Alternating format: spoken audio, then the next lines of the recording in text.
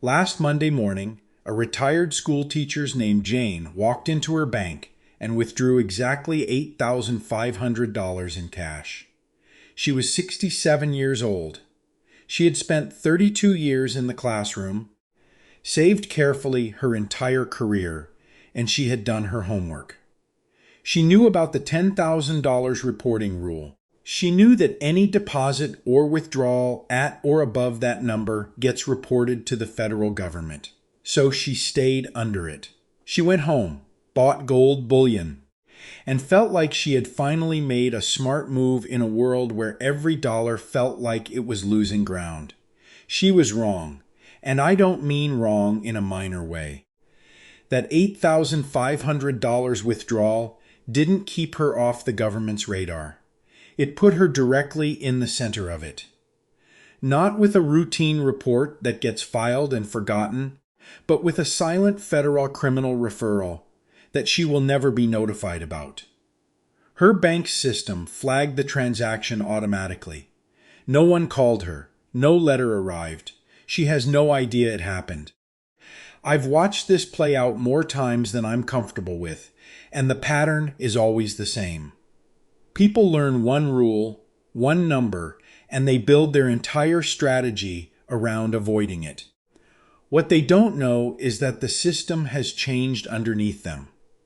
The $10,000 threshold is still real, but trying to stay below it is now one of the fastest ways to end up in deeper trouble than crossing it would have caused. Today I'm going to walk you through exactly why that is. Why the rule you learned about cash reporting is only half the picture, and why the other half, the part most people never hear about, can freeze your account, flag your assets, and follow you into retirement. Jane's story isn't finished yet. We'll come back to it. Most people think there is one rule, one number, $10,000. Cross it, a report gets filed. Stay under it, you're invisible. That's not how it works anymore, and it may not have ever been that simple.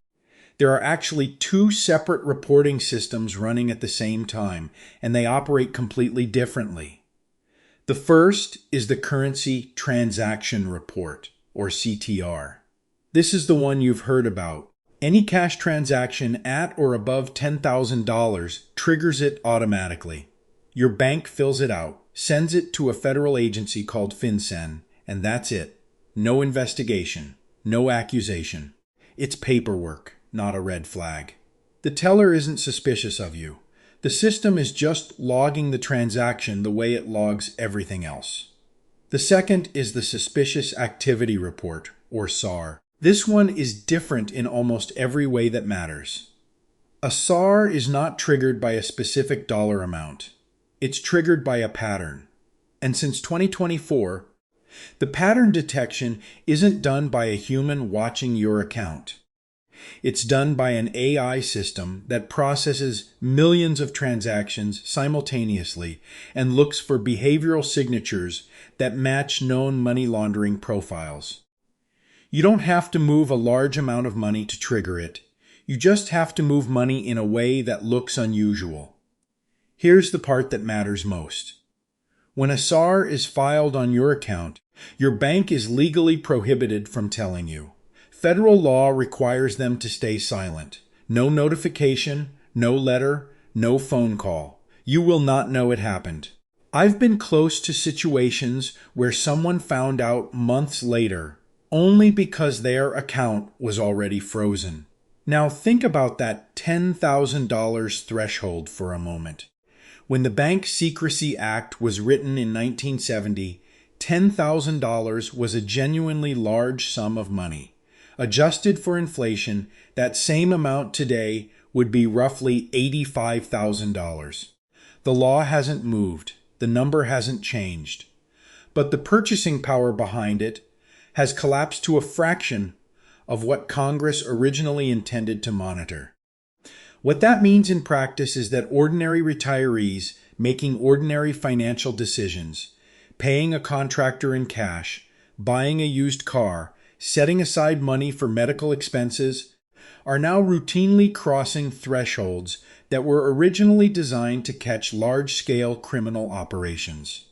According to FinCEN data, the volume of SAR filings has increased sharply since 2024, driven almost entirely by the expansion of AI-based transaction monitoring across major U.S. financial institutions. The system isn't catching more criminals. It's catching more regular people who don't know the rules have changed. You are not a criminal. You're an American who worked hard, saved carefully, and is now trying to protect what you built inside a surveillance system that was never designed with your situation in mind. That matters because the way you respond when the system flags you will either protect you or make things significantly worse. But the reporting trap isn't actually the biggest risk for most people watching this. The real danger isn't what happens when you put money in. It's what happens when you try to take it out. Here's where Jane made her mistake. And if I'm being honest, it's the same mistake I've seen made by people who are otherwise very careful with money. She didn't withdraw $8,500 once. She did it 3 times over 2 weeks. Each time she stayed just under $10,000. Each time she felt like she was being smart. And each time the bank system recorded the transaction and compared it against her historical behavior. 3 cash withdrawals, same account, similar amounts, short time window. To a human, that looks like someone being cautious. To an AI monitoring system, that looks like a textbook structuring pattern. Structuring is the federal term for intentionally breaking up transactions to avoid the $10,000 reporting threshold. It is a felony under the Bank Secrecy Act, regardless of where the money came from. The law doesn't require prosecutors to prove the money was dirty. They only need to prove the pattern was intentional. That distinction is worth sitting with for a moment. I once sat across from a couple in a consultation who had nearly lost the entire down payment for a new vehicle. They had withdrawn cash 3 times in 1 week, $4,000 each time, because they wanted to negotiate a private sale in cash and didn't want to carry too much at once. Completely legal goal. Completely normal thinking. The outcome was a frozen account and 6 weeks of back and forth with their bank's compliance department before it was resolved. They weren't trying to hide anything. They were just trying to buy a truck. Now compare 2 scenarios side by side. You withdraw $11,000 in a single transaction. The bank files a CTR. It takes 30 seconds of paperwork. The transaction is logged, reported, and closed. No investigation, no follow-up. Or you withdraw $9,000, thinking you're staying under the radar. The AI flags it as a potential structuring event. A SAR is filed without your knowledge. Your account gets tagged in a federal monitoring database. And if you repeat that pattern even once more, the case can be referred for civil asset forfeiture review. Civil asset forfeiture means the government can seize the money before any charges are filed, and the burden falls on you to prove it's legitimate. That is the trade-off almost no one talks about. The attempt to stay private doesn't just fail. It actively creates legal exposure that a straightforward transaction would never have generated. The instinct behind what Jane did makes complete sense. Inflation has been real. The anxiety about government overreach is real. The desire to hold something physical, gold, silver, cash, in a home safe. After years of watching purchasing power erode, that's not irrational. It's actually a reasonable response to a difficult decade. But the method of getting there, the repeated small withdrawals designed to stay invisible, turns a legal financial decision into a federal pattern of interest. The privacy you were trying to protect becomes the evidence used against you. And if you think moving to digital transactions keeps you safer, that assumption has its own set of problems. So let's say Jane decides to stop dealing in cash entirely. She's going to keep everything digital from now on. Use her banking app. Leave a clean paper trail. Play it safe. That's actually good instinct. Except the app itself is part of the problem. Most major bank apps, Chase, Bank of America, Wells Fargo, cap how much you can transfer in a single day. The typical limit runs between $2,000 and $3,500, depending on the institution and account type. Zelle caps vary by bank, but often sit around $2,000 to $3,000 per day for standard accounts. Venmo's limit for unverified users is even lower. Now suppose Jane needs to send $10,000 to her daughter for a home down payment gift. She can't do it in one transfer. The app won't allow it. So she splits it up across 4 or 5 days, $2,500 at a time, which seems perfectly reasonable to her because she has no other option. The AI monitoring her account doesn't know the app has a transfer limit. It doesn't factor in that she was forced to split the transaction. It sees a consistent pattern of transfers to the same recipient, similar amounts, consecutive days. That is one of the cleaner structuring signatures in the detection model. I'll be straightforward about something here. For years, I told people that moving to digital transfers was the safer play for larger transactions. I believed that because it was true for a long time. But the AI systems that banks deployed through 2024 and into 2026 are meaningfully more sensitive than what existed even 3 years ago. The advice I used to give didn't account for how quickly that technology moved. I was behind on it, and I want to be direct about that. The numbers bear this out in a way that should give everyone pause. According to IRS data, 91% of asset seizures tied to structuring violations involve money that came from completely legal sources. These are not cases where prosecutors found dirty money and worked backward. They are cases where the pattern triggered the system, and the account holder couldn't document their way out of it fast enough. That last part, the documentation, is actually where the protection lives. The difference between a transaction that gets flagged and resolved in a week versus one that drags into a compliance review for months usually comes down to one thing: whether the account holder had a single clear explanation ready before the question was asked. Not a long explanation, not a stack of documents. One sentence and a piece of paper.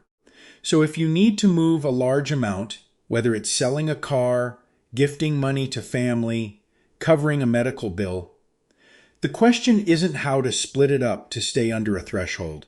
The question is how to move it cleanly in a way the system already knows how to process. And to understand what that looks like in practice, it helps to know what the system was actually built to handle. To understand why this system works the way it does, it helps to go back to a moment most people remember, but maybe didn't follow closely. In 2021, the Biden administration proposed requiring banks to report any account with more than $600 in annual transactions directly to the IRS. The backlash was immediate and loud. Tens of millions of Americans called it government overreach. Congress backed down. The proposal was dropped. Most people considered that a win. What happened next is quieter and harder to see. The formal reporting rule didn't pass, but the banks had already been building AI monitoring infrastructure, and they kept building it. The public fight over $600 reporting drew attention away from the fact that algorithmic surveillance of transaction patterns was expanding on its own timeline without any new legislation required. You don't need a law mandating reports if the system is already generating referrals automatically. The threshold that triggered national outrage was $600. The system that replaced it has no threshold at all. It watches behavior. Now layer in a different set of numbers. According to SSA actuarial data for 2026, a 65-year-old American woman has a life expectancy that extends well into her mid-80s. A 65-year-old man isn't far behind. That's potentially 20 or more years of retirement to fund. Fidelity estimates that a couple retiring at 65 in 2026 will need an average of $330,000 just to cover healthcare costs over the course of their retirement. That figure does not include long-term care. It does not include home modifications. It is strictly medical. What that means in practice is that the large transactions people are trying to avoid, the $15,000 medical equipment purchase, the $20,000 deposit on a care facility, the lump sum payment to a specialist not covered by Medicare, those aren't edge cases. They are the predictable, normal financial events of the retirement years that most people in their 60s are heading toward whether they've planned for it or not. You cannot design a financial strategy around avoiding these transactions. They will happen. The question is whether you're ready to handle them in a way the banking system recognizes as clean. Trying to stay under the radar for a $15,000 or $20,000 transaction isn't just risky. At that point, it's almost guaranteed to generate a flag. The amounts are too large to split quietly and too routine for a retiree's financial life to hide behind unusual behavior. The system wasn't designed for people in this situation, but the system doesn't care about that. What it responds to is documentation, consistency, and transactions that fit a recognizable, legitimate pattern. Once you understand that, the strategy stops being about avoidance and starts being about preparation. That shift in thinking is exactly what protects you. Let's make this concrete. Two situations that come up regularly for people in their 60s, and what happens depending on how you handle them. First scenario. You sold your car privately. The buyer paid you $14,000 in cash. You want to deposit it. The unprepared version of this looks like someone who feels uncomfortable walking into a bank with $14,000 in cash. So they deposit $4,500 one day, $4,500. A few days later, $5,000 the following week. They're not trying to do anything wrong. They just don't want the teller looking at them sideways. They don't want questions, so they spread it out. 6 weeks later, they get a letter asking them to come in and speak with the bank's compliance team. I've seen that look on someone's face when they realize what's about to happen. The teller who processed the third deposit had already flagged the pattern 2 transactions earlier. There's a particular sound in those moments, the quiet click of a keyboard, a pause that runs a beat too long before the receipt prints.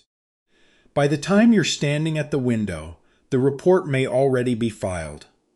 The prepared version is different. You walk in with the full $14,000. You have one piece of paper with you, a signed bill of sale showing the buyer's name, the vehicle, and the agreed price. The teller asks where the cash came from. You say one sentence, "I sold my car privately, and I have the paperwork here."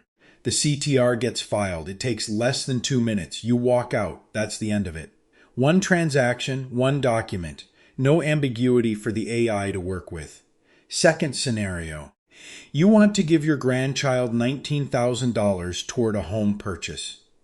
In 2026, the annual gift tax exclusion sits at $19,000 per recipient, which means this transfer is completely tax-free if handled correctly. The unprepared version splits the transfer across 3 weeks because the banking app won't allow the full amount in a single day. The AI sees a structured pattern of transfers to the same person. A SAR gets filed. The gift becomes a compliance event.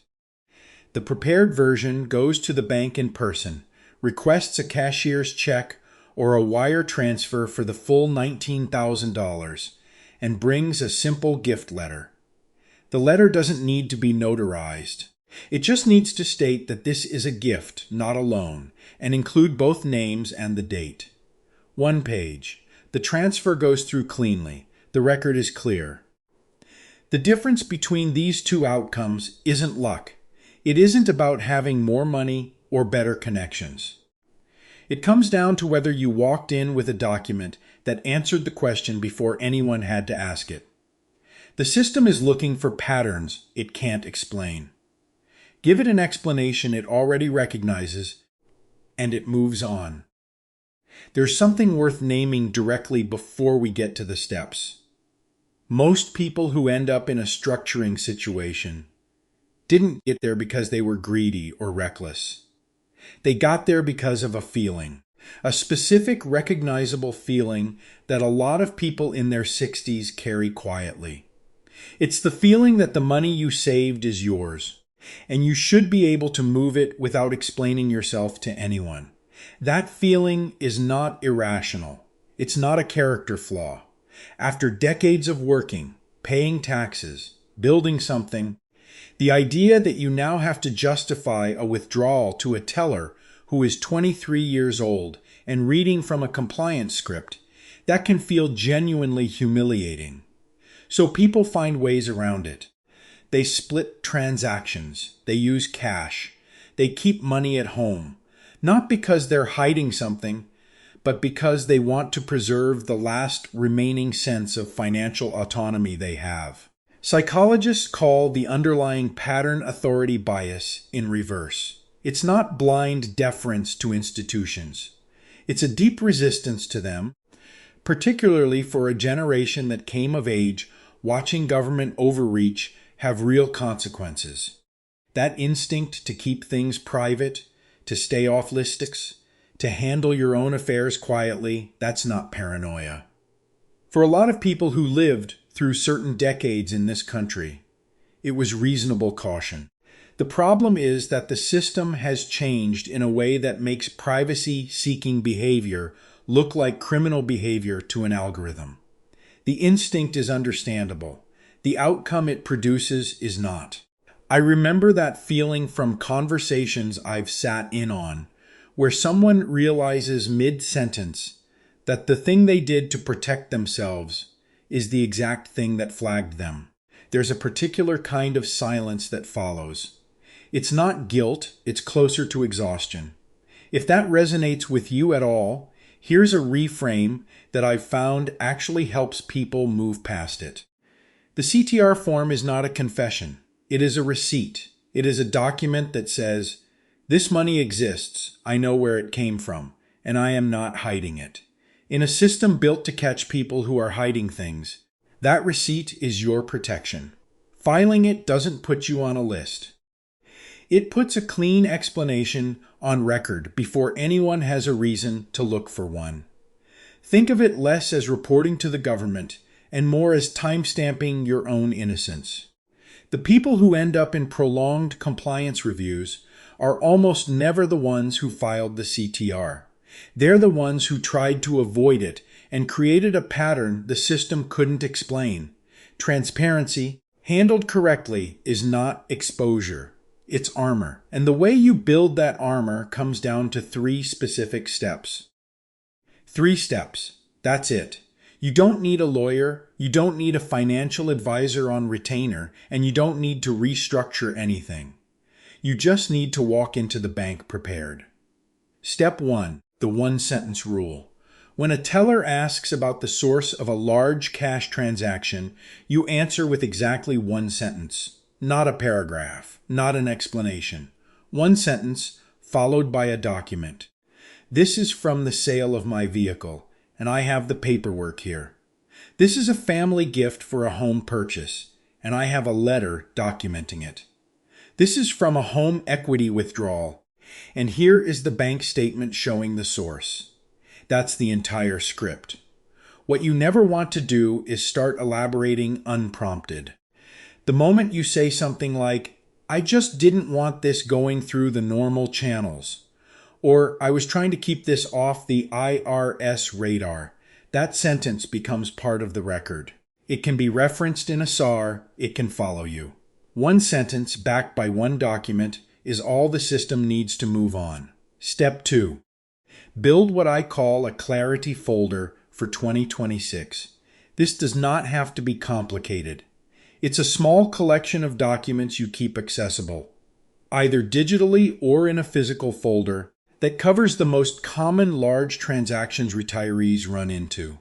A bill of sale template for any private vehicle or property transaction. A gift letter template, 1 page, no notarization required, that states the amount, the relationship, and that it is a gift and not a loan. Bank statements or brokerage statements showing the source of any funds you plan to move in the next 12 months. And if you're planning to sell anything of value, a simple record of what you paid for it originally and what you sold it for. None of this is legal documentation in a formal sense. It's paper that answers a question before the question gets asked. In a compliance review, the difference between a 2-week resolution and a 6-month ordeal is almost always whether that paper existed on day 1. Step 3. For any transaction above $5,000, go to the branch in person and request either a cashier's check or a wire transfer. Do not use the app. Do not use Zelle. Do not split it across multiple days because the app won't process the full amount. The app's transfer limit is not the IRS's problem. Splitting a transaction to work around a technical limitation looks identical to splitting a transaction to avoid a reporting threshold.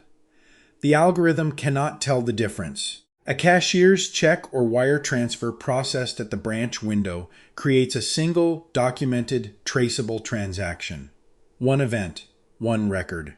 The teller sees the full amount, the system logs it once, and if a CTR is required, it gets filed in the moment. Clean entry, clean exit. These 3 steps will not make you invisible to the banking system. Nothing will, and that is no longer the goal. The goal is to be visible in a way the system already knows how to categorize as legitimate. Once your transaction fits a pattern the compliance model recognizes, it stops being interesting to investigate. Jane, the retired teacher from the beginning of this, could have walked into her bank with $8,500, a receipt from the gold dealer, and one sentence explaining the purchase. The transaction would have been logged. The paperwork would have been filed. And she would have gone home without a silent federal referral sitting in her account history. The rule didn't trap her. The attempt to avoid the rule did. Let's come back to Jane one last time. She did not break the law. She did not move dirty money. She did not intend to defraud anyone. She withdrew cash she had earned, saved carefully over 32 years, and tried to protect it in the way that made the most sense to her given what she knew. What she didn't know was that the system had changed around her without anyone telling her. That's the part that stays with me. Not the rule itself, but the gap between how the rule works and how most people understand it. That gap is where the real risk lives, and it falls hardest on people who have done everything right. The $10,000 threshold is not the trap. It never was. The trap is the attempt to stay below it, the instinct to split, to spread out, to stay quiet, to handle things privately in a system that now interprets privacy-seeking behavior as a flag worth investigating. One transaction, documented, is almost always cleaner than 3 transactions that aren't. If there is a single thing to carry out of this video, it's that transparency, handled correctly, is not exposure. It is the record that protects you when the system looks twice. The CTR is not a confession. The gift letter is not an admission. They are timestamps on your own legitimacy. Retirement is supposed to be the season where the financial complexity finally starts to simplify, where the decisions you made over decades start paying off quietly in the background. That's what the money was always for, not to fight compliance reviews, not to spend 6 weeks explaining a car sale to a bank. The people I've watched navigate this well are not the ones who found clever ways to stay invisible. They're the ones who stopped trying to be invisible and started making sure their paper trail told the right story from the start. That's the whole framework.